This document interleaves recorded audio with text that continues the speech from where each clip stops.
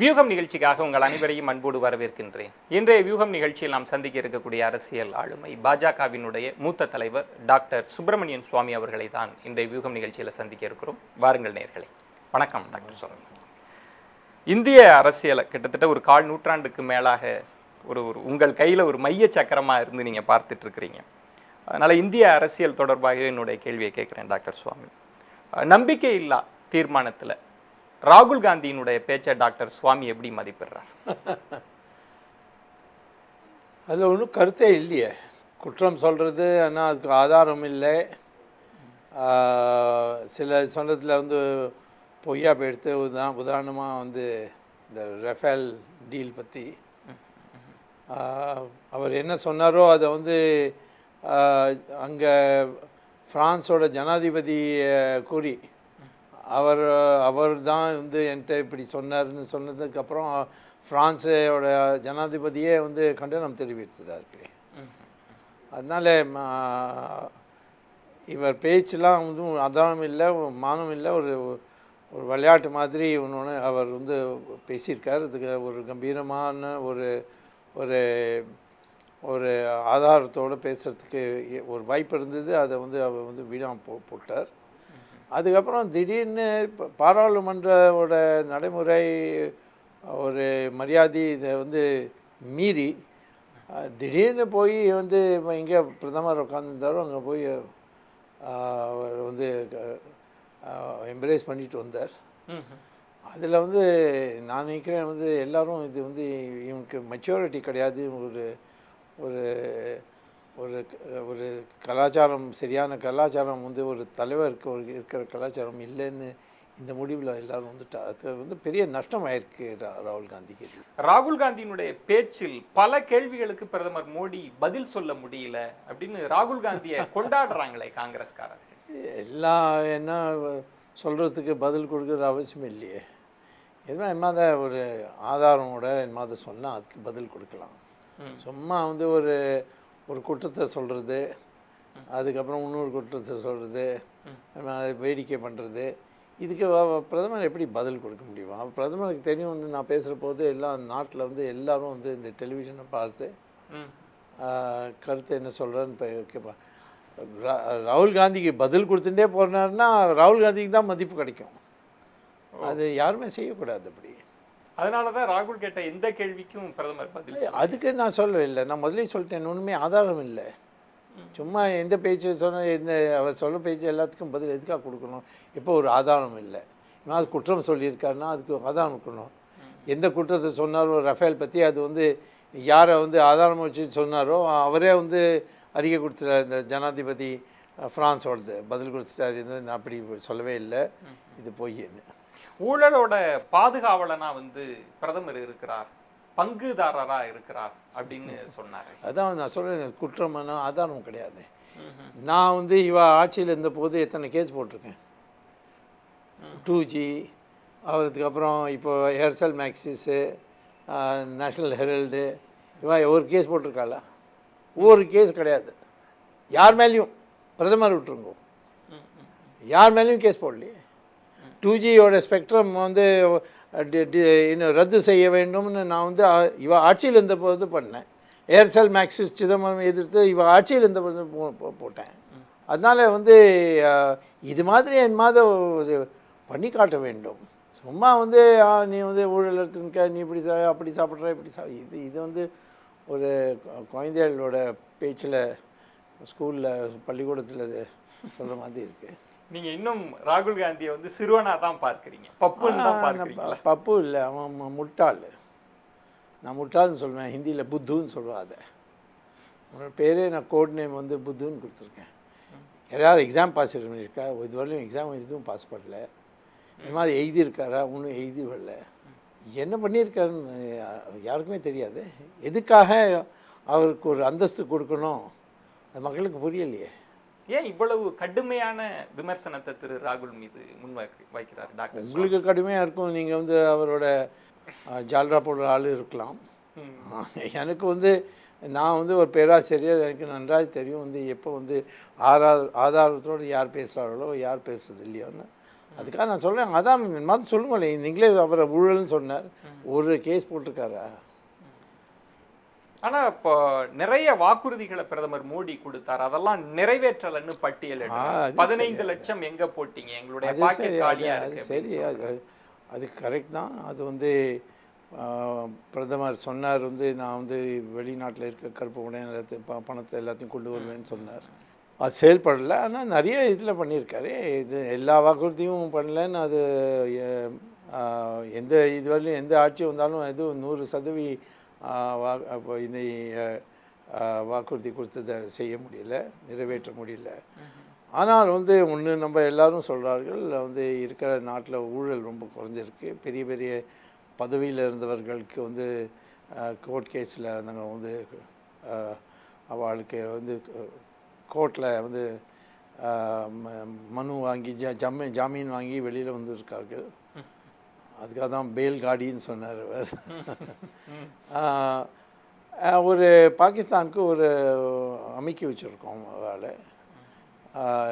எப்போ பாகிஸ்தான் தவறாக வேலை பண்ணால் அதுக்கு ஒரு 10 மடங்கு ஜாஸ்தி அளவுக்கு நாங்கள் வந்து பதில் கொடுத்துருக்கோம்.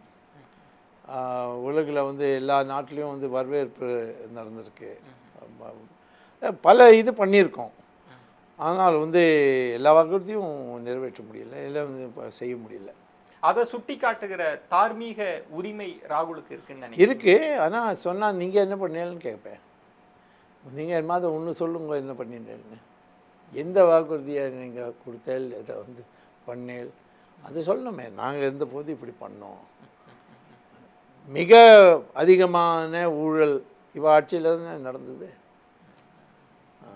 ஸோ எந்த வாக்குறுதி கொடுத்தாருன்னு சொல்லுவோம், எதை அவன் வந்து செஞ்சுருக்காளோ, அதை நிறைவேற்றிருக்காளோ, அதை வந்து நிரூபிக்கப்பட்டு காட்டிருக்காளோ இல்லையே.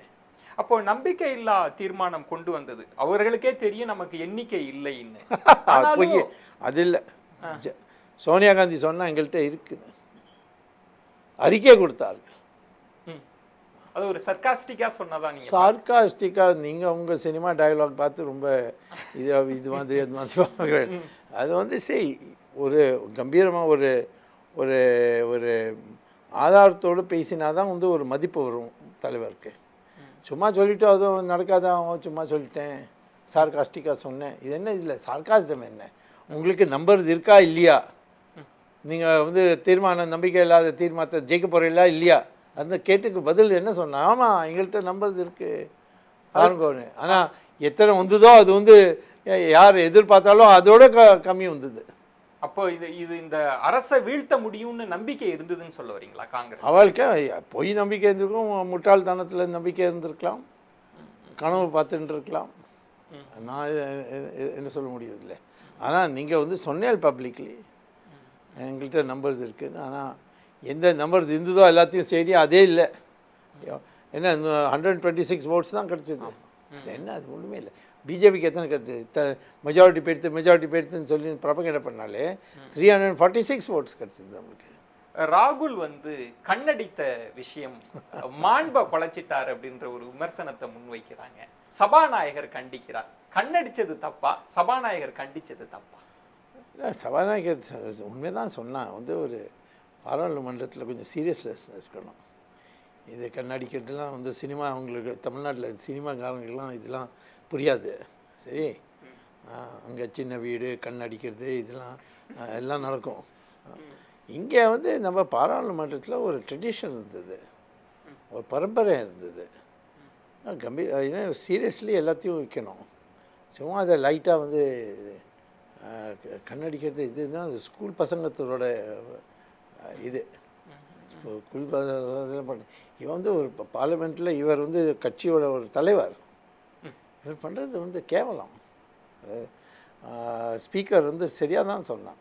மோடிக்கு நிகரான தலைவரா ராகுல் உருவாகி விட்டார் அப்படின்னு தீர்மானத்துல. அது உங்க கனவு. நான் என்ன பண்ணுவேன்? எதிர்கட்சிகள் பேசுறாங்க. எதிர்கட்சியெல்லாம் யாருமே பேசல. நான் எல்லாரையும் சந்திக்கிறேனே, யாருமே இல்லை. இன்றைக்கி தான் வந்து நேற்று தான் வந்து மாயாவதியும் மம்தாவும் சொன்னால் வந்து நாங்கள் காங்கிரஸ் தலைவையை ஏற்றுக்கொள்ள மாட்டோம் தானே சொல்லியிருக்கா. அதனால் ஒன்றும் யாருமே சீரியஸில் எடுத்துக்கிறது இல்லை. மோடிக்கு நிகரான தலைவர் அப்படின்ற அந்த அந்த வாதத்தையே நீங்க நிராகரிப்பீங்களா? நீங்க எப்படி ஒப்பிடுவீங்க மோடியையும் ராகுலையும்? மோடி ஒரு தலைவர் மட்டும் இல்லை, அவர் பின்னால் ஒரு மிகப்பெரிய அமைப்பு இருக்குது, ஆர்எஸ்எஸ்ன்னு பேர். அதுக்கு பல டைமென்ஷன்ஸில் நீங்கள் பார்க்கலாம். விஸ்வந்து பரிஷத், வித்யார்த்தி பரிஷத், மஸ்தூர் சங், இத்தனை பெரிய அதில் வந்து தொண்டர்கள், ஏராளமாக தொண்டர்கள். யார் வந்து பணம் வாங்கி வேலை செய்ய மாட்டாரோ.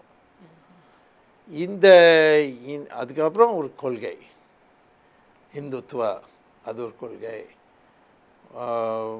ஊழலை அழிக்கணும், ஊழல் இல்லாமல் ஒரு சூழ்நிலை உருவாக்கணும், அந்த ஒரு கருத்து. மோடி வந்து ஒரு பேர், ஒரு மூஞ்சி. குஜராத்தில் எஸ்டாப்ளிஷ் ஆனதுக்கப்புறம் அவரை வச்சுண்டு, ஆனால் முக்கியமாக ஓட்டு நம்மளுக்கு கிடச்சிது. ஊழலை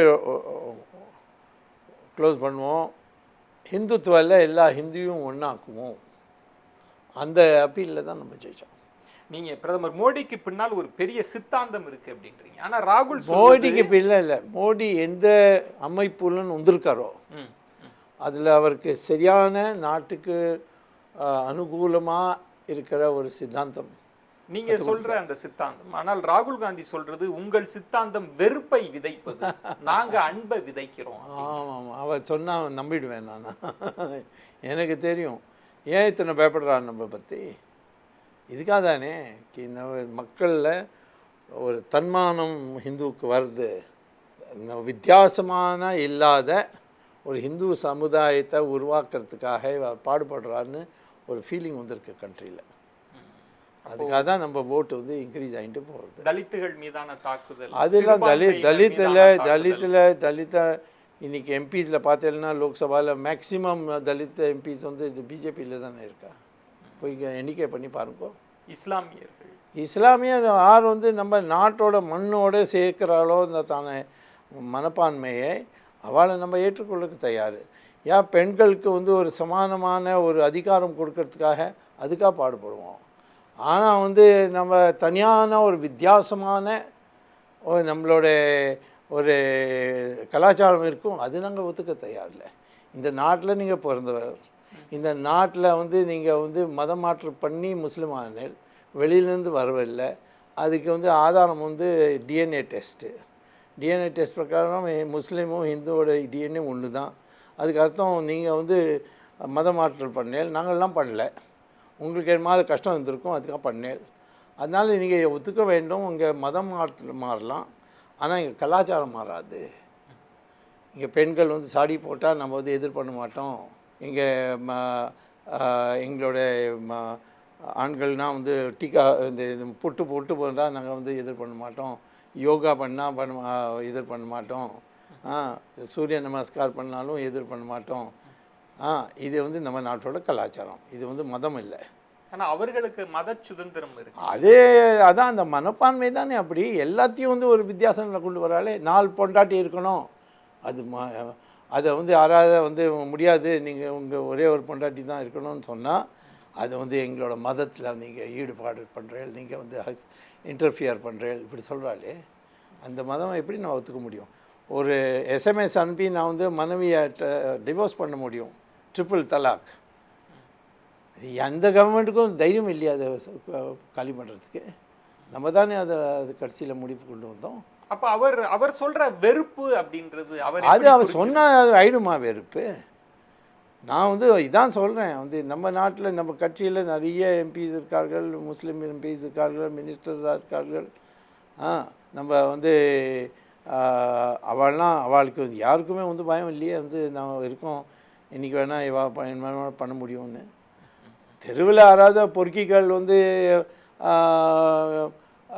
யாராவது பிடிச்சி அடித்து கொண்டுலாம் வந்து நீங்கள் பசுமாடை தூக்கின்னு போனேன், அது வந்து பிஜேபி இல்லை.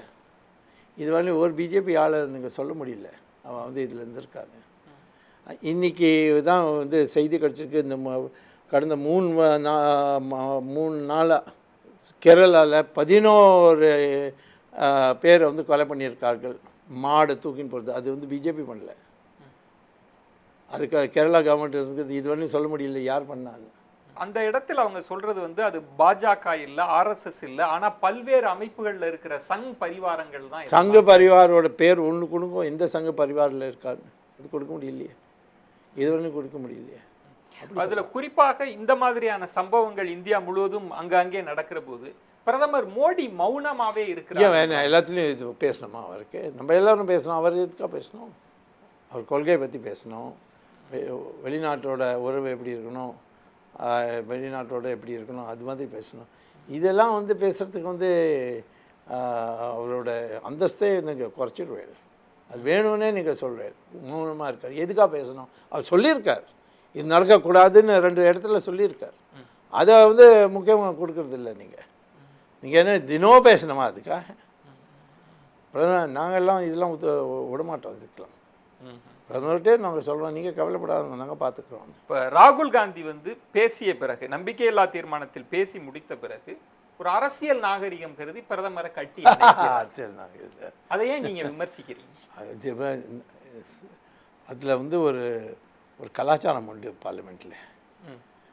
நாளைக்கு வந்து போய் முத்தம் கொடுத்துட்டோம், அது என்ன அது நடக்கும், சினிமாவில் இது இன்னும் பார்க்குறோம், இதில் சொல்ல முடியுமா? ஒரு கலாச்சாரம் உண்டு. பார்லிமெண்ட்னா ஒரு சீரியஸ்னஸ் உண்டு. அது போய் கட்டிப்பிடிச்சு எதுக்காக பட்டி இப்போ தான் அது கட்டிப்பிடிக்கிறதுக்கு முன்னால் என்ன சொன்னார், நாங்கள் ஆட்சியில் வந்தோன்னா உங்களை காலி பண்ணுவோன்னு சொன்னார் அவர்.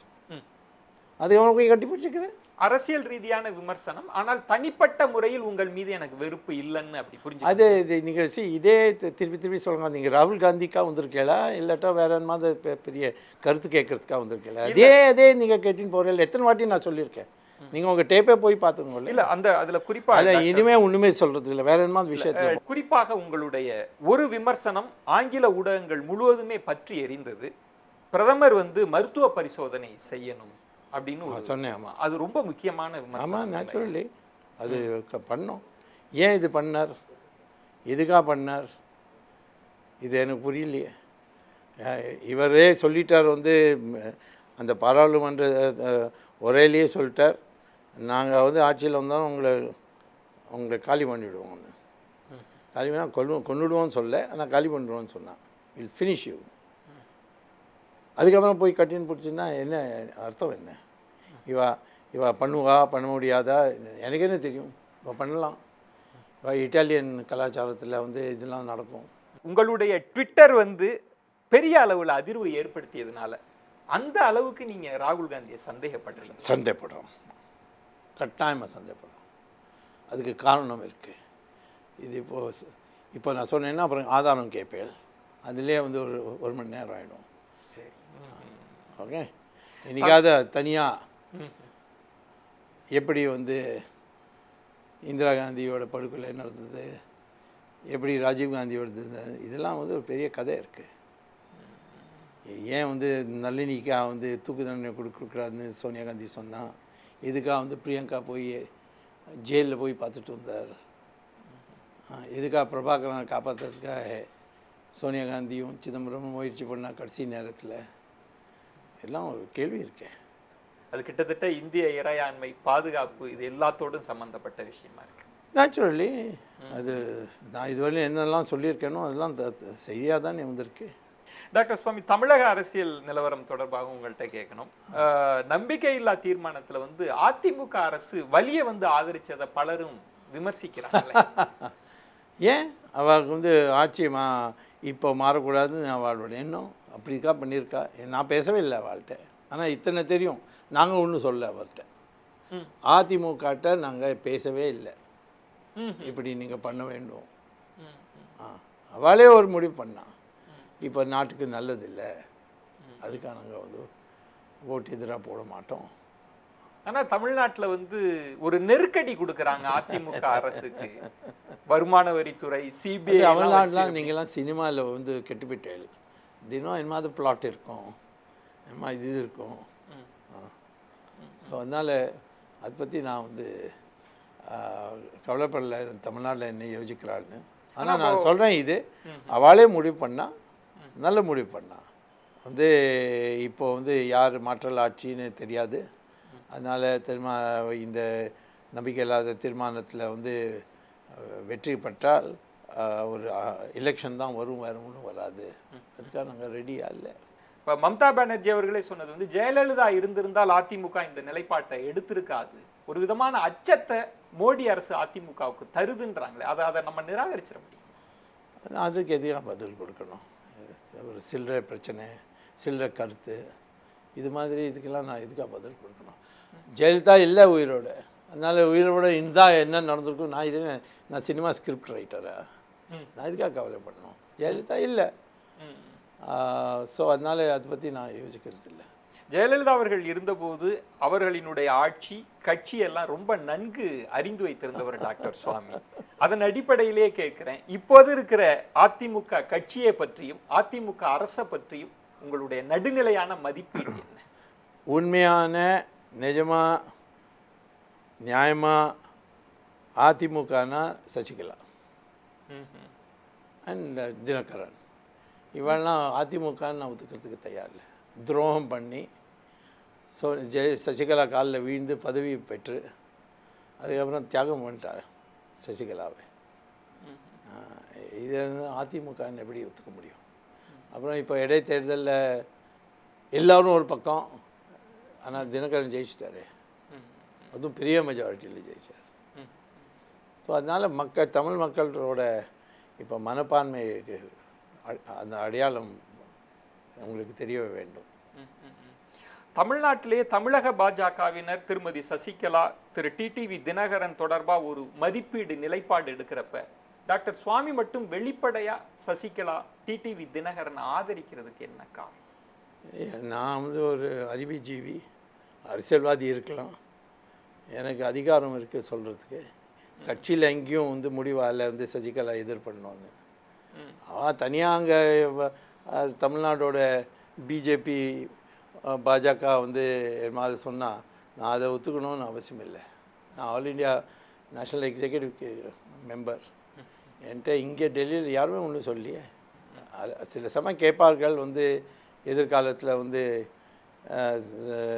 சசிகலாவும் தினகரனோட பிஜேபிக்கு கூட்டணி வரலாமா, இது மாதிரி இங்கே கேட்பார்கள். ஆனால் நான் இப்படி சொன்னேன் அப்படி சொன்னேன் யாருமே சொல்கிறதில்ல.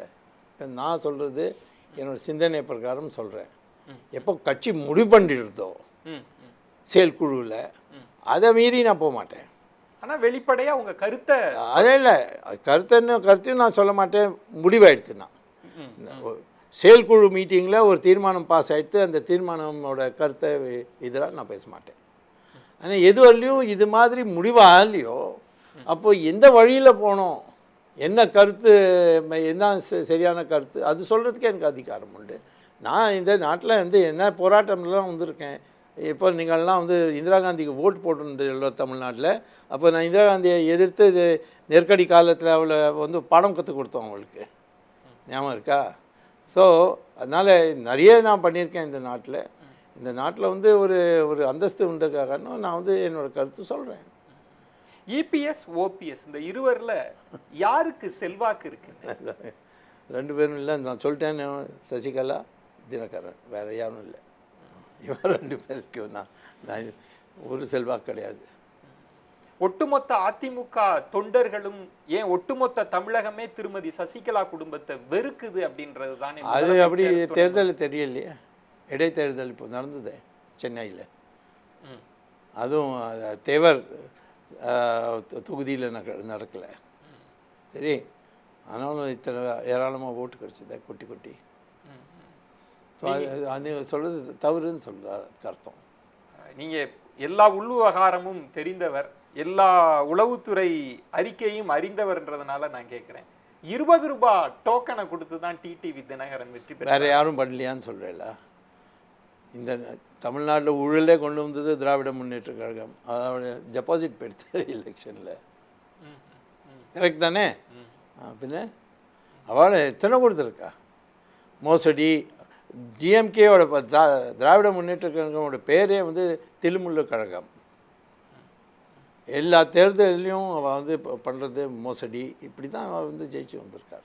இப்போ அதிமுகவினுடைய எதிர்காலம் என்னவா இருக்கும்னு நினைக்கிறீங்க? நான் சொல்கிறேன், அதிமுகவோட தலைமை இவெல்லாம் எல்லாரும் சேர்ந்து சசிகலாவுக்கு கொடுத்தா வெற்றி வாய்ப்பு இருக்குது. இல்லாட்டா எல்லாரும் பிரிஞ்சு பிரிஞ்சு போனான்னு சொல்ல முடியாது யாருக்கு கிடைக்கும். பிரதமரை நன்கு அறிந்தவர். ஆனா தமிழ்நாட்டில் இருக்கிற பத்திரிகைகளும் ஊடகங்களும் வந்து திருமதி சசிகலா குடும்பத்தை பிரதமர் மோடியோ அமித்ஷாவோ விரும்பலை அப்படின்ற ஒரு பிம்பத்தை தொடர்ச்சியாக கட்ட அவளுக்கு ஒன்றும் தெரியாது. மோடியும் அமித்ஷாவும் யாரை விரும்புகிறா யார் விரும்பலை அது வந்து அங்கே பிரச்சாரம் பண்ணிட்டு இருப்பா. ஆனால் வந்து அப்படி ஒன்றும் முடிவாகலை. ஒரு முடிவும் இல்லை. சசிகலாவோட கூட்டணி போடணுமா இல்லையா அப்படி இல்லை. என்னோடய அபிப்பிராயம் வந்து சசிகலா உள்ளே இருக்காளோ வெளியில் இருக்காளோ ஆனால் வந்து தொண்டர்கள் அவளோட இருக்கார்கள். அதனால வந்து அவளோட கூட்டணி போட்டு தேர்தல் நிற்கணும்னு அது என்னோடய அபிப்பிராயம். ஆனால் இதுவரையும் அது கட்சியில் இதை பற்றி ஒன்றும் ஆலோசனை நடக்கலை. உங்களுடைய அபிப்பிராயமாக உங்களுடைய ஆலோசனையாக பாஜக டிடிவி தினகரன் அம்மா மக்கள் முன்னேற்ற கழகத்தோடு கூட்டணி வைக்கலாம் அப்படின்னு நீங்க வரவேற்பீங்களா? ஆஃப்கோர்ஸ் நான் தான் உள்ளே சொல்லிட்டேன் கட்சியில். இவாள் எல்லாரையும் பார்த்து எனக்கு அனுபவம் இருக்குது. அதனால் தினகரன் வெளியில் இருக்கார். அதனால அவரோட பேசலாம், அவரோட கூட்டணி போடலாம். பாஜகவோடு ரஜினி கூட்டணி வைப்பார். டாக்டர் சுவாமி சினிமா பைத்தியம் ஓடணும். சினிமாக்காரன் எல்லாம் ஹோப்லெஸ். ஜெயலலிதாவுக்கு கொஞ்சம் ட்ரைனிங் கிடச்சிது. அதனால கொஞ்சம் அவள் கெட்டிக்காரி. அவள் சினிமா போகிறதுக்கே அவளுக்கு பிடிக்கல. இவாள்லாம் வந்து எல்லாம் 5th கிளாஸ் பாஸ் பண்ணி சினிமா போய் அங்கே வந்து யாராவது எழுதி கொடுக்குற டயலாகை பேசி பேர் வாங்கியிருக்கார்கள். ஆனால் இங்கே ஒன்றும் கிடையாது. ஊழல் ஏராளமாக பண்ணியிருக்கா ரஜினி. அஃப்கோர்ஸ் மனைவிக்கு இப்போ கோர்ட்டில் இது கிடைக்கல, எச்சரிக்கை கிடைக்கல, settle or you will send you to ஜெயில்னு சிஸ்டத்தை மாற்ற வந்திருக்கிறேன். ஆமாம், அவர் சொன்ன அது சினிமா டயலாக். அதில் உண்மை கிடையாது. இதில் பாடுபடுவார். பாஜகவிற்கு பின்னால் இருக்கிற வலுவான சித்தாந்தத்தை பற்றி நீங்கள் முன்னாடி கோடிட்டு காமிச்சிங்க. ஆனால் ரஜினியை இயக்குவதே பாஜக. ரஜினியை வைத்து காலுன்ற நினைக்க பாஜக எங்கே பண்ணியிருக்காங்க? எங்கே முடிவாக இருக்குது? எங்கேயாவது முடிவாக இருக்கா? சில 4 பேர் போய் அங்கே போய் ஷால் போட்டிட்டு வந்துட்டா வந்து ஆயிடுவான். அது வந்து முடிவில்லை. முடிவாட்டம் அப்போ கேளுங்க. ஒரு பாஜகவினுடைய நல விரும்பியாக, ஒரு வியூகம் வகுப்பாளராக ஏன் ரஜினி பாஜகவிற்கு வந்தால் நிறைய வாக்குகள்? அது நீங்கள் வந்து உங்களுக்கு வாதம் பண்ணலாம். இதுக்காக நீங்கள் வக்கீலாகி வழக்கங்களாகி அவருக்காக பேசலாம். ஆனால் என்னோட முடிவாயிடுத்து. இந்த ஆள் வந்து தேவையில்லை. இப்போ இல்லை, ஒரு 30 வருஷமாக அது தேவையில்லை. இது வந்து சினிமா நடிகர். இவனை எப்போ மாறுவானோ எப்போ பல்ட்டி வருவானோ சொல்ல முடியாது. பிறகு பாஜகவிற்கு தமிழ்நாட்டில் என்ன வாய்ப்பு? வேறு கூட்டணி பாஜகவுக்கு வாய்ப்புக்கு ஒரே ஒரு வழி நான் முதல்ல சொல்லிட்டு வந்திருக்கேன். ஏன்னா ஒரு 2010 எல்லா தொகுதியிலையும் வேட்பாளர் நிற்க வைங்க. ஒன்று தோற்று போனால் ஜெயிக்க போனால் கவலைப்படாதுங்க. ஒரே ஒரு வாதம் தான் பண்ணுங்க. ஒரே ஒரு விஷயத்தில் தான் வாதம் பண்ணுங்க. பொதுக்கூட்டம் கொடுங்க, ஒரு அறிக்கை கொடுங்க. ஹிந்துத்துவா தமிழ்நாட்டில் கொண்டு வரணும். எல்லா ஹிந்துவும் ஒன்றா இருக்கணும்.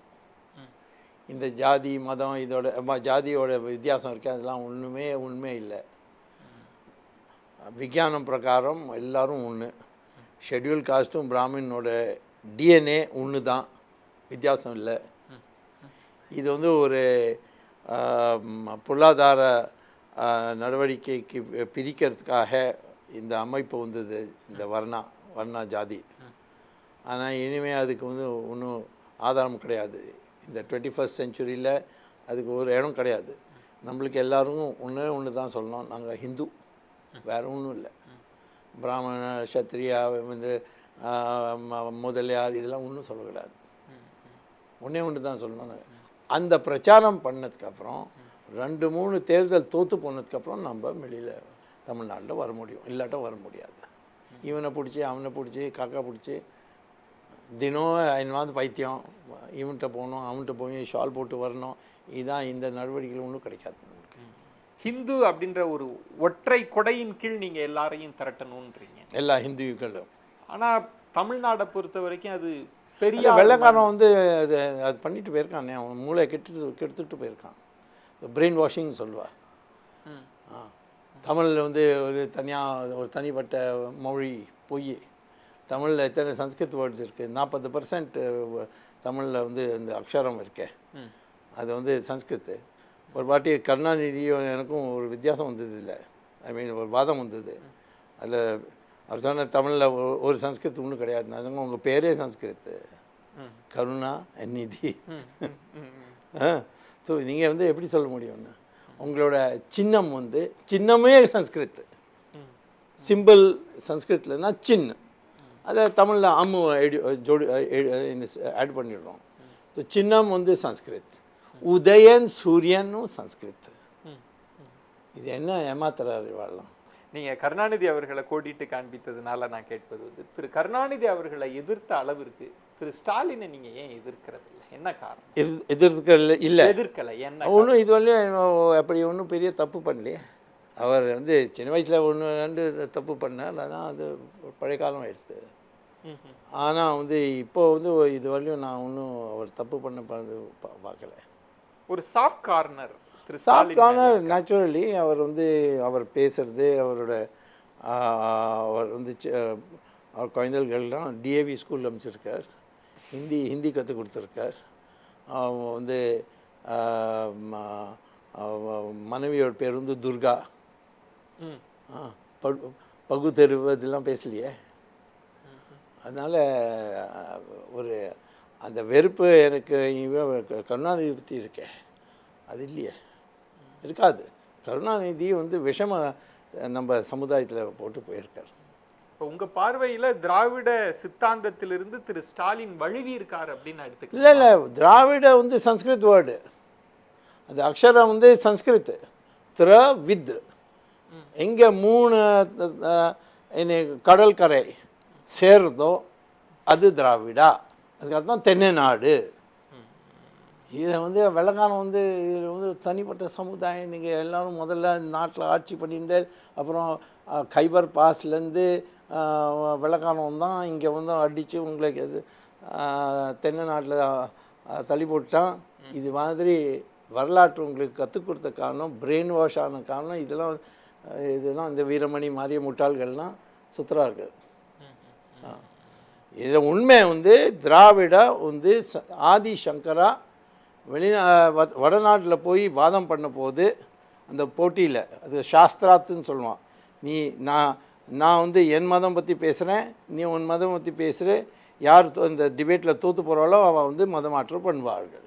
ஸோ யாரெல்லாம் புத்திஸ்ட் இருந்தாலும் அவர் தோற்று போய் எல்லோரும் ஹிந்து ஆகி மீண்டும் ஹிந்து மதம் நாட்டில் வந்தது சங்கராச்சாரியா, ஆதி சங்கராச்சாரியா காரணம். அப்போ வந்து அவர் பீகாரில் போனபோது கேட்டான், நீ யாரான்னு, நீங்கள் யார், எங்கேருந்து வந்திருக்க? நான் வந்து திராவிட சிஷுன்னு சொன்னார். சிஷு புரியறது குழந்தை. ஆனால் திராவிடா என்ன? அப்போ அவர் சொன்னார் வித் இங்கே 3 கடல் சேர்றதோ, Arabian Sea, Bengal, Indian Ocean, அதுதான் திராவிட வித். ஊழலுக்கு எதிராக தொடர்ச்சியாக உங்களுடைய போராட்டம், சட்ட போராட்டம் இருந்துகிட்டே இருக்கும். இப்போ தமிழ்நாட்டில் வந்து துணை முதலமைச்சர் ஓபிஎஸ்க்கு எதிரான சொத்து குவிப்பு வழக்க எப்படி பார்க்க? அது கவர்மெண்ட் பண்ணியிருக்கா. ஓபிஎஸ்க்கு வந்து கடவுள் வந்து தண்டனை கொடுக்குறாரு அப்போ பண்ண துரோகத்துக்காக. அப்போ எப்போ வந்து அவர் முதலமைச்சராக இருந்தபோது ஜெயலலிதா உடம்பு சரியாக கெட்டு போனதுக்கப்புறம் இவரை வந்து முதலமைச்சராக ஆக்கினார்கள். இவர் வந்து சசிகலா காலில் வீழ்ந்து இருப்பார். இங்கே பார்த்தாலும் இங்கே சசிகலா காலில் விழுவார். அப்புறம் வந்து ஜெயலலிதா போனதுக்கப்புறம் துரோகம் பண்ணார். அதுக்கப்புறம் தான் கடவுளும் பார்த்துக்கிறாரு. அந்த துரோகத்துக்கான விடை தான் அதான் இது கர்ம விதி. அப்புறம் வந்து இங்கே காக்கா பிடிச்சிட்டு அங்கே ஒரு மயிலாப்பூரில் ஒரு அறிவிஜீவி இருக்கார், அவர் பின்னால் சுற்றி அவருக்கு பணம் கொடுத்து கடைசியில் இங்கே தெருவில் சுற்றிருந்தார் டெல்லியில். அதனால தான் நீங்கள் தொடக்கத்திலேயே இபிஎஸ் ஓபிஎஸ் இணைப்பை நீங்கள் ஏற்றுக்கொள்ளவே இல்லையே. நான் கவர்னர் சொன்னேன், அது சசிகலாட்ட மெஜாரிட்டி இருக்குது, அவரை முதலமைச்சராக ஆக்கிடுங்கன்னு. அவர் சொன்னார் வந்து நாளைக்கு உங்கள் கேஸில் வந்து உள்ளே போனால் நாளைக்கு என்ன போகிறது, நம்ம கவர்னர் எப்படி பார்க்க முடியும்? நாளைக்கு வந்து ரோடு கிராஸ் பண்ணுற பொழுது ஒரு வண்டி அடித்து செத்து போனால் அது மாதிரி வந்து பார்க்க முடியாது. மெஜாரிட்டி இன்றைக்கி அவர்கிட்ட தான் இருக்குது. சட்டம் படி அவளுக்கு தான் வந்து ஆதரவு கொடுக்கணும். பரவாயில்ல வந்து அடுத்த நாள் வந்து அவள் ஜெயில் போனால், அப்போ வந்து ஜெயலலிதாவும் அப்படி தான் ஆச்சு 2001. தண்டனை வந்ததுக்கப்புறம் அவளுக்கு ஒரு 10 நாளுக்கு அப்புறம் பதவியை வந்து தியாகம் பண்ண அவசியமாயிடுதே. அதனால் நான் வந்து அந்த சமயத்தில் இவள் பிரிஞ்சிருக்காட்டா இந்த ட்ராமாலாம் நடந்திருக்காது. உங்க ஆலோசனையின்படி நடந்திருந்தா தமிழக அரசியல் களம் வேறு மாதிரி ஒரு ஸ்திரமான ஒரு ஆட்சி இருந்திருக்கும், ஒரு நல்ல ஆட்சி வந்திருக்கும். இப்போ இருக்கிற அரசு ஸ்திரமான அரசா நீங்க இதே எப்படி இருக்கு? நாளைக்கு 2 பேரே வந்து டெப்டி சீஃப் மினிஸ்டரும் ஒற்றுமை கிடையாது. நிர்மலா சீதாராமன் அவர்கள் பாதுகாப்புத்துறை அமைச்சர் வந்து துணை முதலமைச்சரை வந்து அவமரியாதை செய்துட்டார், அவமதிச்சிட்டார் அப்படின்றது ஒரு விமர்சனம். அது எனக்கு பற்றி ஒன்றும் தெரியாது. நிர்மலா சீதாராமனோட என்ன பண்ணுறாளோ, தமிழ்நாட்டில் என்ன செய்கிறாளோ, தமிழ்நாடுக்காரன் எப்படி அவளை பார்க்குறாளோ அதெல்லாம் எனக்கு ஒன்றும் தெரியாது. தமிழக பாஜகவினுடைய செயல்பாடு, ஏன்னா திராவிட கட்சிகள் திமுக அதிமுக மீதெல்லாம் கடுமையான விமர்சனத்தை முன்வைத்தவர் தான் நீங்க. தமிழக பாஜகவோட செயல்பாடு எப்படி இருக்கு? டாக்டர் தமிழிசை சொல்றாங்க நாங்க தனித்தே ஆட்சியை பிடிக்கிற அளவுக்கு. அப்படியா? எத்தனை வாட்டி சொல்லியிருக்காங்க? தமிழ்நாட்டில் வந்து ஒரு பாஜக ஒரு அரசியல் கட்சி இருக்குன்னு அதே தெரியலையா எனக்கு. மோஸ்ட்லி அது வந்து இந்த ஹாஸ்பிட்டாலிட்டி சென்டர்னால் தெரியுமா? டெல்லின்னு ஆறா வருவா, அவளை வரவேற்பு கொடுப்பார்கள், அவள் நல்ல ஹோட்டலில் தங்கி வச்சு ஏற்பாடு பண்ணி அதுக்கப்புறம் ஆஃப் பண்ணுவார்கள். இந்த வேலை தானே அந்த இது ஹாஸ்பிட்டாலிட்டி சென்டர் மாதிரி. அது அரசியல் ரீதியில் பிஜேபியில் ஒரு வேலை அங்கே இல்லை. ஒரு மாநாடு நடந்திருக்கா? மாநாடு விட்டுருங்க, மாநில அளவில் ஒரு டிஸ்ட்ரிக்டோட மாநாடு நடந்திருக்கா? இப்போ நான் ஒரு விஸ்வ இந்து பரிஷத்துக்காக ஒரு தென்காசி போனேன். ஏழாமல் பெரிய கூட்டம். நான் கேட்டேன், ஏன் இது மாதிரி கூட்டம் எல்லா இடத்தையும் படம்? யாருமே பாஜகவில் கண்டுக்கிறது இல்லையே. திராவிட கட்சிகளுக்கு மாற்று நாங்கள் தான் சொல்கிறது இந்த சினிமா கெடுத்துட்டா எல்லாரையும். பாஜக தமிழக பாஜக தமிழ் பாஜக கெட்டு போயிருக்கு. அதே டயலாகு, இது பெருசாக பேசுறது, நான் பார்த்துருவேன், இது எப்படி பண்ணிவிடுவேன், இப்படி பண்ணுவேன், இதெல்லாம் பண்ணி காட்டணும்.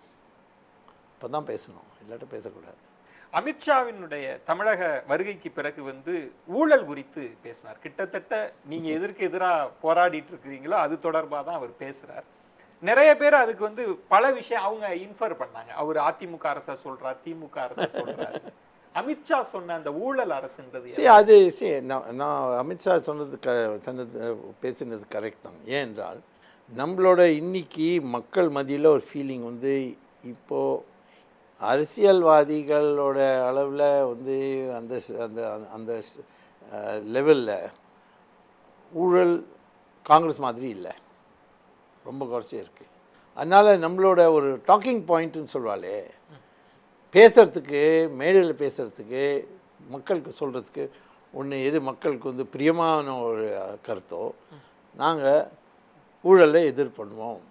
அதில் ஒரு கொஞ்சம் நம்பிக்கை இருக்குது. இப்போ சோனியா காந்தியை வந்து பெயிலில் நான் நிறுத்தி வச்சுட்டேன்.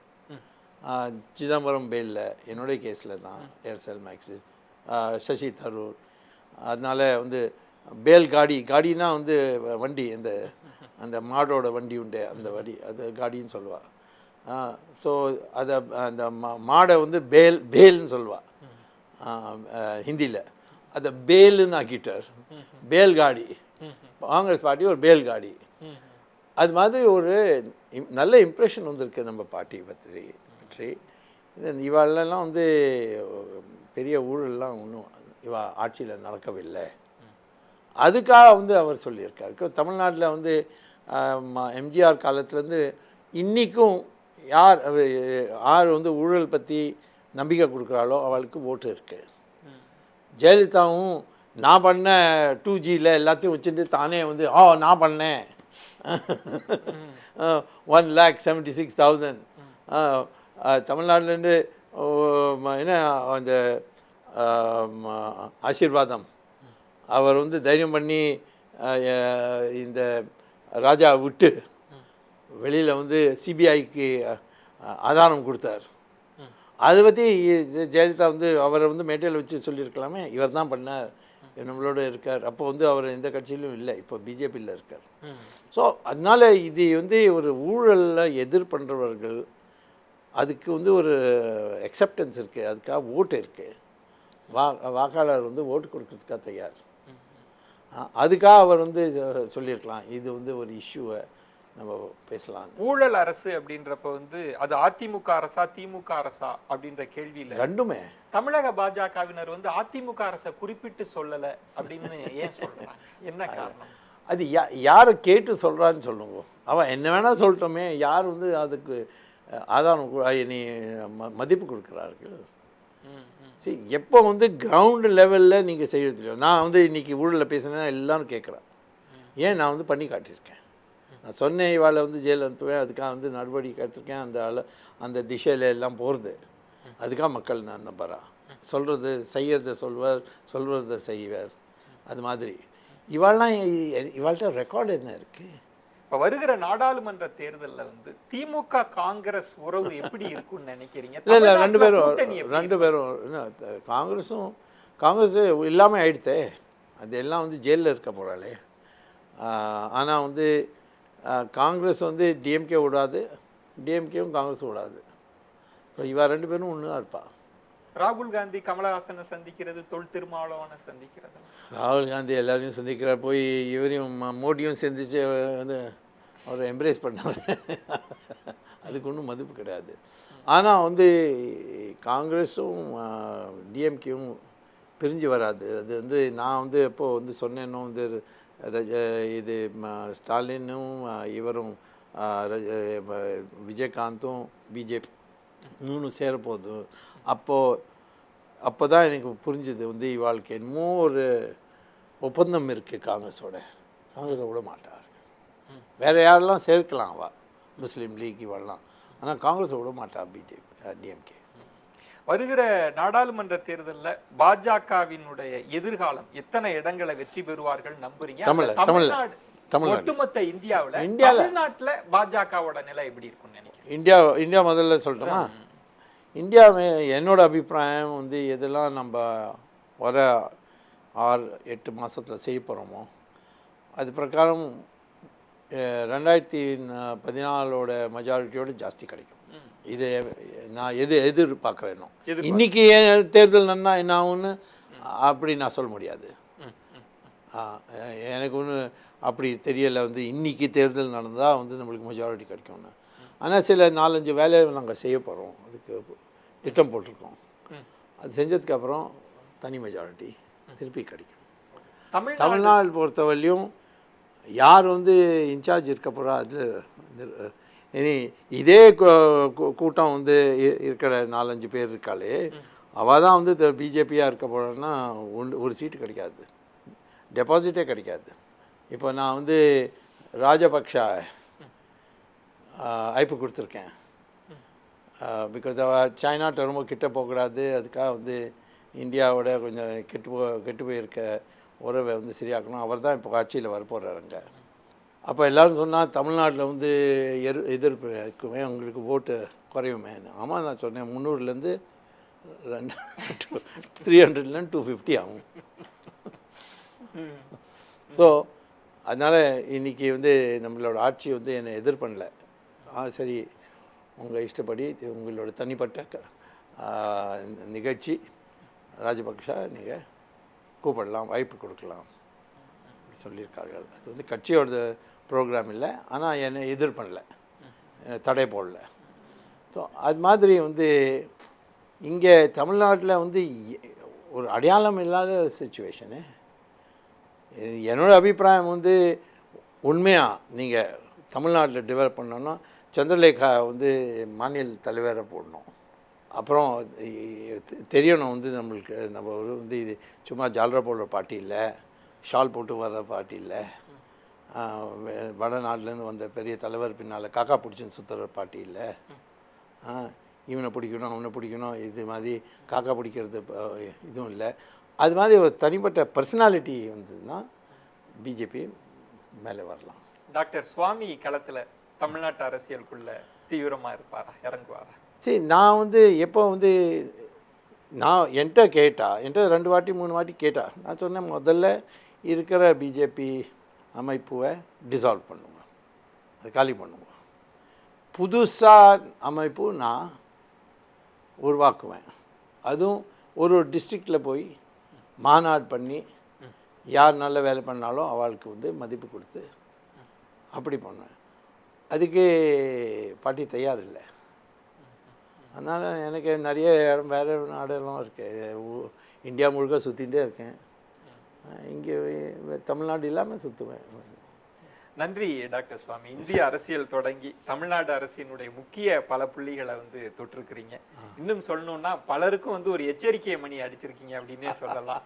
வியூகம் நிகழ்ச்சி சார்பாக நெஞ்சம் நிறைந்த நன்றிகளை தெரிவிச்சுக்கிறேன். என்ன நேயர்களை, மற்றொரு வியூகம் நிகழ்ச்சியில் மற்றொரு சிறப்பு அரசியல் ஆளுமையோடு உங்களை சந்திக்கிறேன். அதுவரை உங்களிடமிருந்து விடைபெறுகிறேன். நன்றி, வணக்கம்.